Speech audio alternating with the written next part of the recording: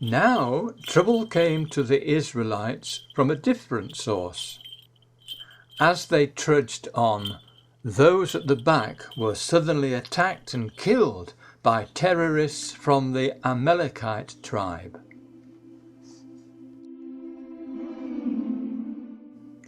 When Moses saw what was happening, he called a man called Joshua. "Choose some of our men and go out to fight the Amalekites.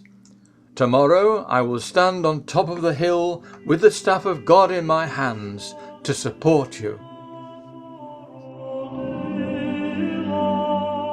As long as Moses held up his arms, Joshua and his fighters drove back the Amalekites.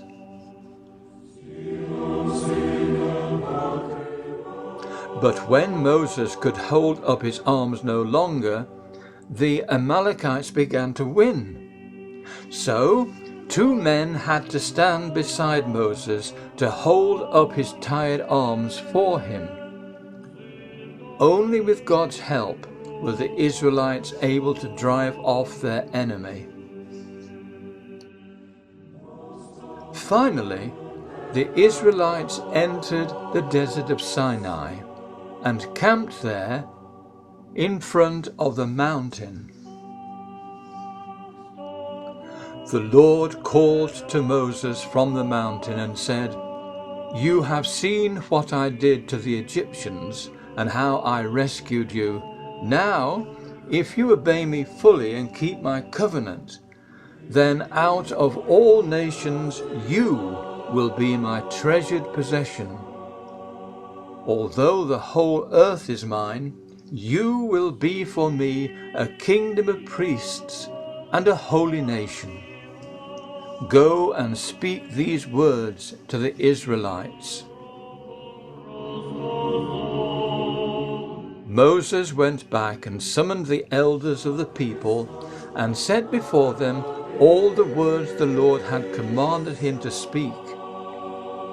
The people all responded together, "We will do everything the Lord has said."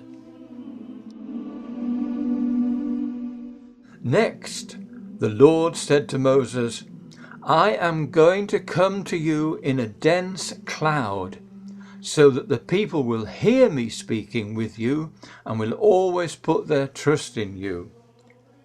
Go to the people and consecrate them today and tomorrow. Make them wash their clothes and be ready by the 3rd day, because on that day the Lord will come down on Mount Sinai in the sight of all the people." On the morning of the 3rd day, there was thunder and lightning with a thick cloud over the mountain, and a very loud trumpet blast. Everyone in the camp trembled. Then Moses led the people out of the camp to meet with God, and they stood at the foot of the mountain.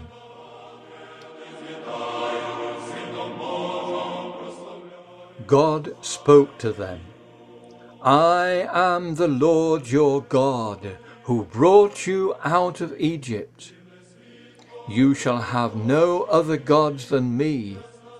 You shall not worship any man-made image. You shall not take the name of the Lord your God in vain. Remember the 7th day, the Sabbath, and keep it holy. Honor your father and mother. You shall not kill. You shall not commit adultery. You shall not steal.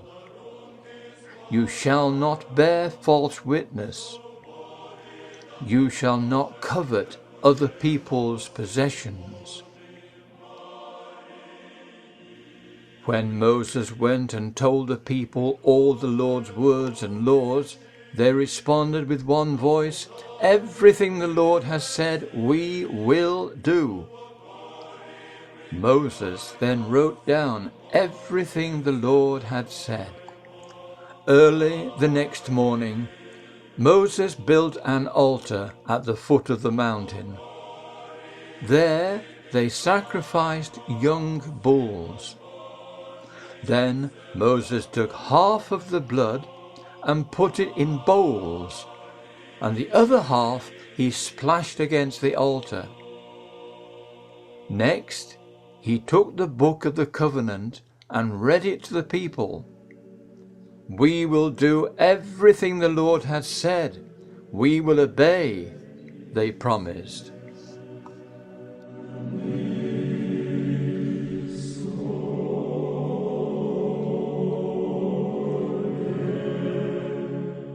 Jesus continued to go around teaching from village to village. Then he called the 12 to him and sent them out also, 2 by 2, and gave them authority over impure spirits. These were his instructions. Take nothing for the journey except a staff. No bread, no bag, no money in your belts. Wear sandals, but not an extra shirt. Whenever you enter a house, stay there until you leave. And if any place will not welcome you or listen to you, leave that place and shake the dust off your feet. Meanwhile, what had happened to John the Baptist? John had fallen foul of King Herod, and he had been arrested by him and put into prison. Herod had taken his brother's wife Herodias and married her. John had been saying to Herod, "It is not lawful for you to have your brother's wife." So Herodias nursed a grudge against John and wanted him killed.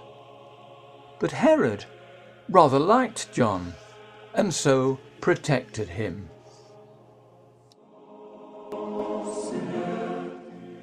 In prison, John became very low-spirited. So he sent his disciples to ask Jesus, "Are you really the one who is to come, or should we be expecting someone else?" Jesus told them, "Go back and report to John what you hear and see. The blind receive their sight, the lame walk, those who have leprosy are cleansed, the deaf hear, the dead are raised, and the good news is proclaimed to the poor. And tell him, blessed is anyone who does not stumble on account of me."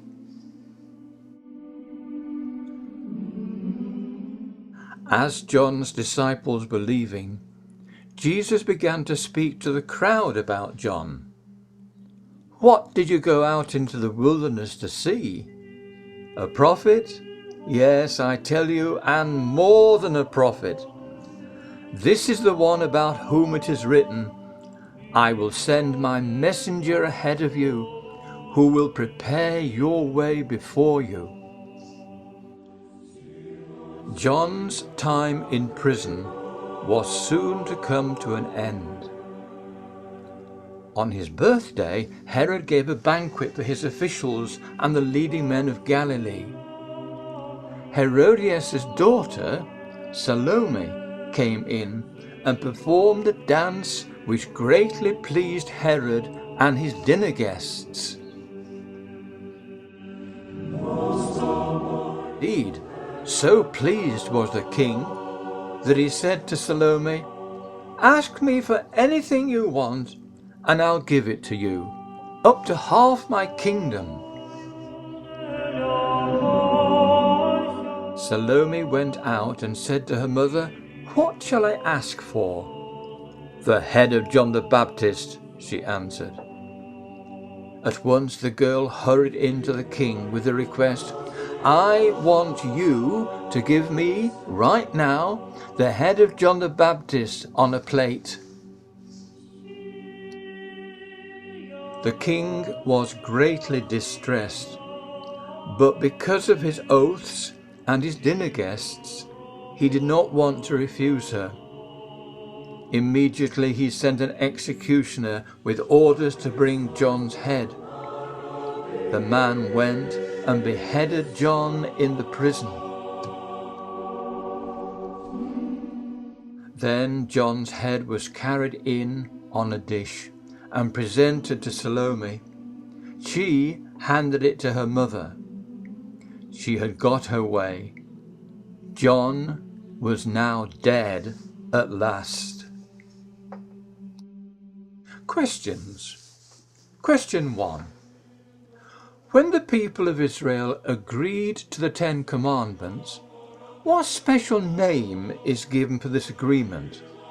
It begins with C. Question 2. What did Moses use to ratify this agreement?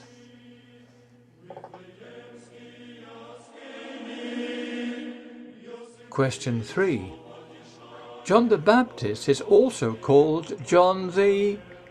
It begins with F. Question 4. Why was Herodias so eager to have John killed?